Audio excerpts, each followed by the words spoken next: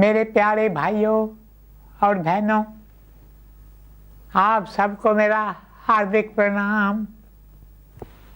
कुछ दिन पहले आप लोगों को कुछ प्रश्नों के उत्तर दिए गए।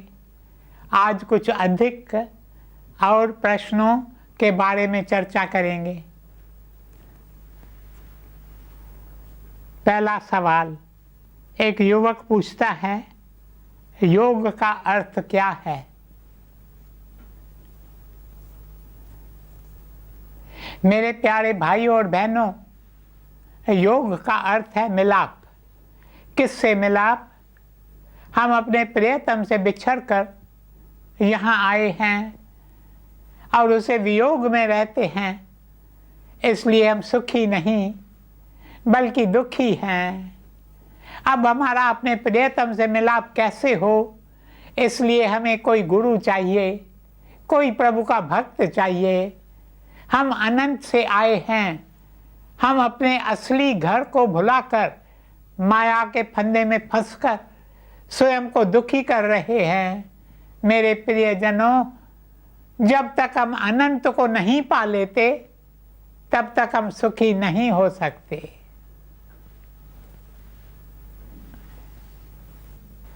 दूसरा सवाल, एक महिला पूछती है, कृपया शरणम के बारे में कुछ अधिक जानकारी दीजिए।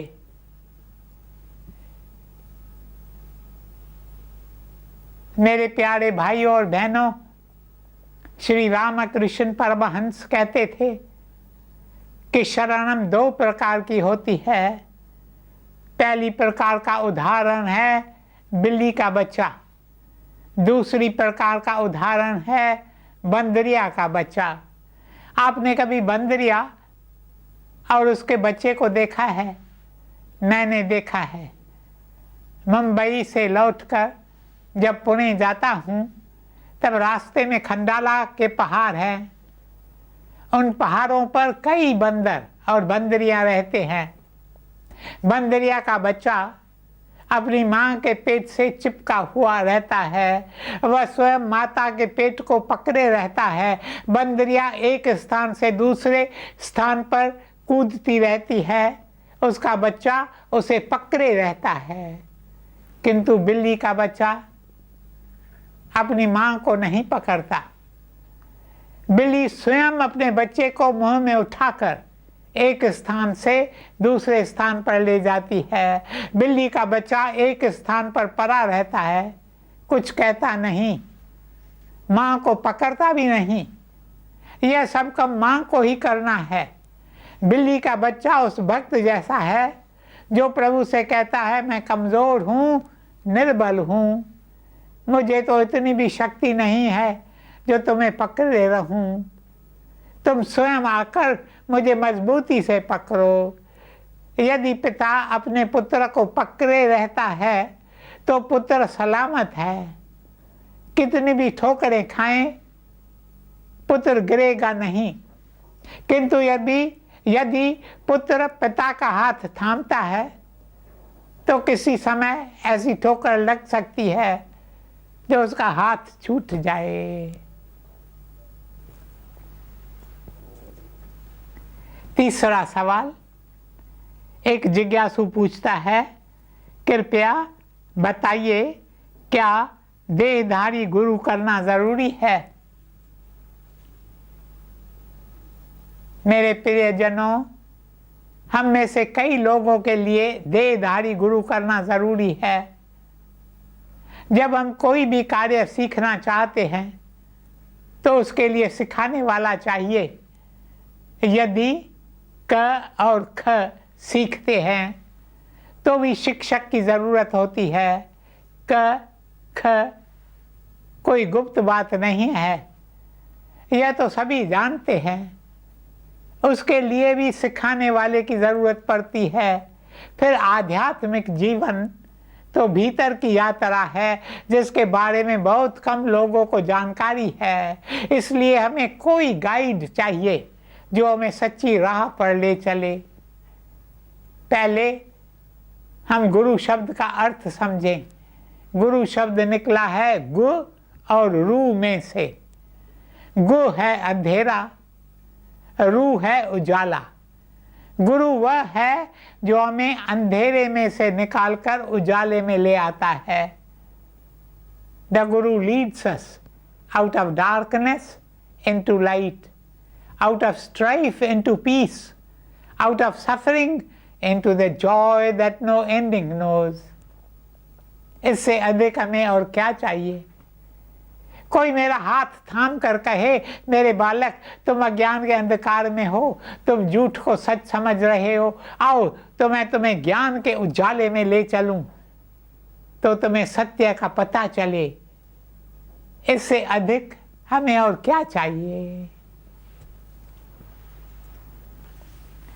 चौथा सवाल, एक दंपति ने पूछा है, बच्चों में प्रभु के प्रति विश्वास कैसे बढ़े?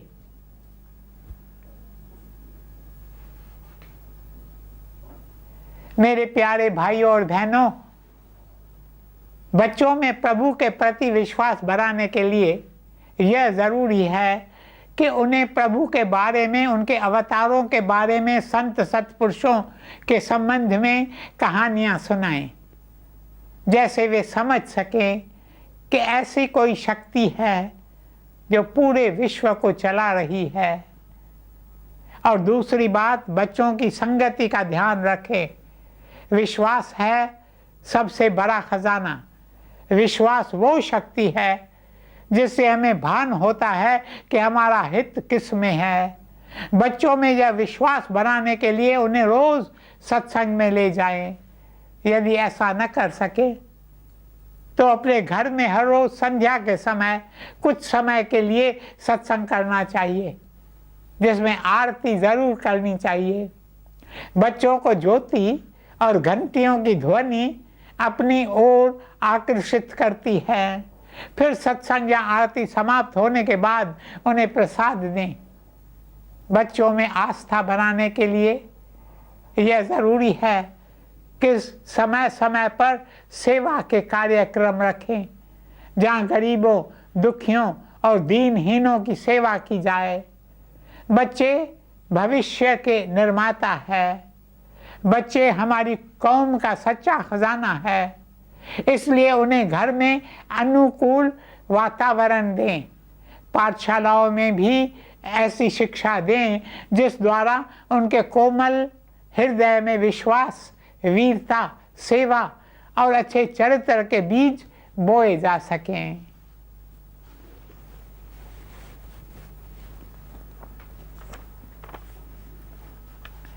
पांचवा सवाल, एक महिला पूछती है, साधु वासवानी जी को कब और कैसे यह नाम दिया गया? कृपया बताइए, साधु, महर्षि और स्वामी में क्या अंतर है?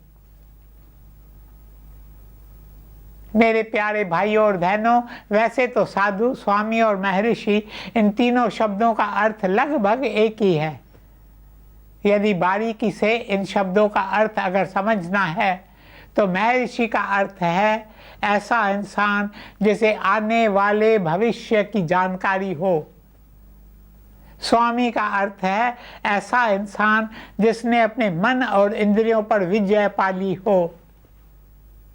और साधु का अर्थ है ऐसा इंसान जिसने साधना करके परम शक्ति को पा लिया हो। पर देखा जाए तो इन तीनों शब्दों का इस्तेमाल इस तरह किया जाता है कि इनमें फर्क करना कोई माने ही नहीं रखता। गुरुदेव साधु वासवानी जी को पहले प्रोफेसर वासवानी कहते थे, क्योंकि उन्हें सबसे पहले कोलकाता के एक कॉलेज में प्रोफेसर की नौकरी मिली। उसके बाद वे कराची के डीजेसन कॉलेज के प्रोफेसर बने। वहाँ वे हिस्ट्री, फिलॉसफी, लिटरेचर, इकोनॉमिक्स आदि सब्जेक्ट्स पढ़ाते थे। उसके बाद वे दयाल सिंह कॉलेज लाहौर और Victoria college of Cooch Behar के प्रिंसिपल नियुक्त किए गए। अंत में वे जब महेंद्र कॉलेज ऑफ पटियाला के प्रिंसिपल बने, उन दिनों उनकी माताजी का देहांत हो गया, तब उन्होंने तुरंत अपनी नौकरी की इस्तीफा दे दिया। ये सन 1919 की बात है। इस्तीफा देकर वे प्रभु की सेवा, पीड़ित मानव जाति की सेवा में निकल पड़े और तब लोगों ने उन्हें साधु की उपाधि दी। बस तब से लोग उन्हें साधु वासवानी जी के नाम से जानने लगे। अगला सवाल, एक युवक पूछता है, दादाजी स्वाभिमान होना अच्छा है या बुरा? अभिमान और स्वाभिमान में क्या अंतर है?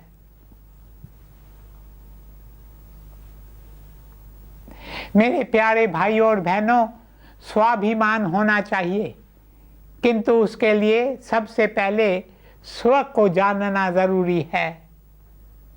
हमने स्वयं को अपने मन से बांध लिया है।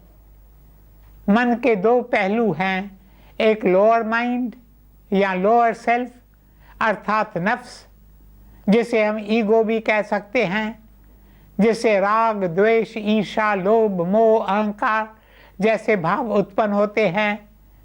हम में से ज़्यादातर लोगों ने स्वयं को इस नफ्स से बांध लिया है। जब आप ध्यान में बैठेंगे तो आपको पता चलेगा कि यह नफ्स, ये ईगो तो एक कण का भी कण है।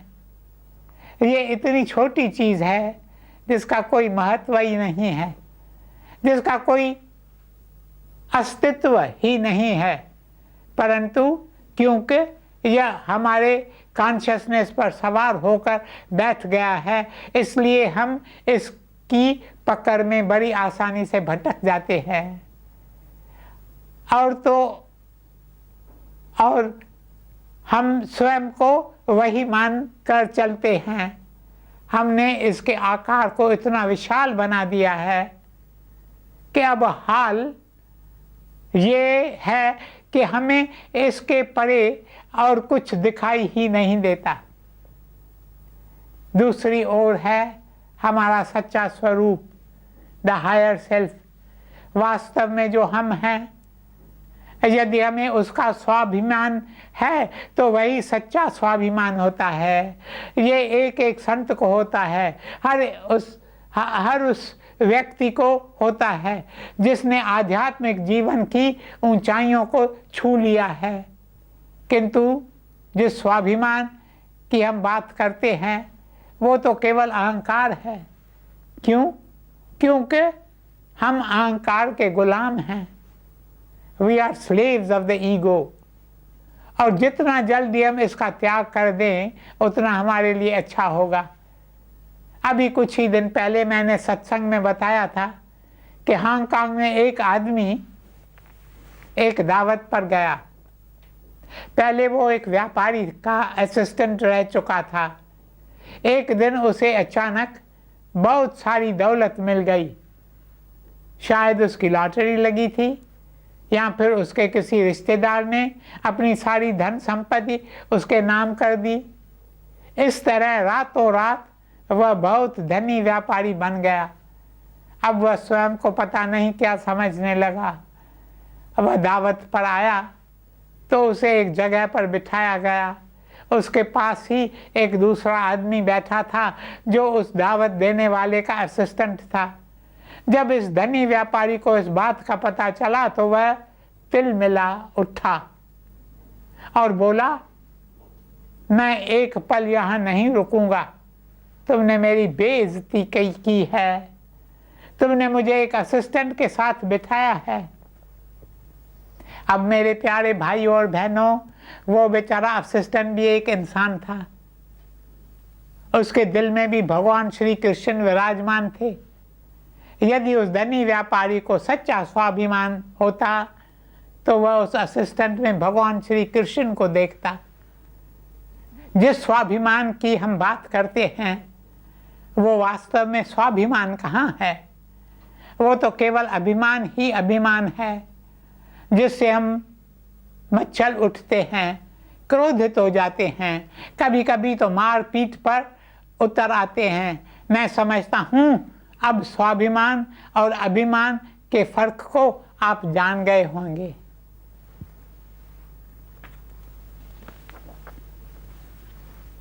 एक युवक पूछता है, दादाजी, यदि घर का सबसे बड़ा सदस्य कोई ऐसी भूल करे जिससे किसी बाहर वाले को दुख पहुंचे, तो क्या घर के छोटे सदस्य का यह कर्तव्य है कि वह उन्हें भूल सुधारने के लिए कहे? यदि हाँ, तो बताइए बड़ों को बिना दुख पहुंचे यह काम कैसे किया जाए? मेरे प्यारे भाइयों और बहनों, घर के छोटे सदस्य के मन में बड़ों को सुधारने की भावना नहीं होनी चाहिए, क्योंकि ऐसा करना भी एक तरह से अभिमानी होना ही है। उन्हें सुधारने के बदले उन्हें बताया जाए कि जो कुछ हुआ वो ठीक नहीं था। उसके लिए यह भी ज़रूरी है कि जिस समय वह बात हो रही है उस समय बड़ों को टोकना नहीं चाहिए, बल्कि उचित समय का इंतज़ार करना चाहिए। दूसरी बात, जब उचित समय आए तो पूरी श्रद्धा और इज़्ज़त से बड़ों को समझाना चाहिए। मैं समझता हूँ ऐसा करने में कोई हर्ज नहीं है, किंतु बड़ों को भूल सुधारने की बात करना, यह मैं समझता हूँ उचित नहीं होगा। अगला सवाल, एक साधका लिखती है, मेरे दिल में प्यास है कि आप मुझे नाम का दान दें, किंतु अपने बारे में सोचकर मैं निराश हो जाती हूँ। अभी तक तो मैं ढंग से एकांत में बैठकर मौन साधना भी नहीं कर पाई हूँ और ना ही आपके शिक्षाओं को अपने जीवन में उतार पाई हूँ।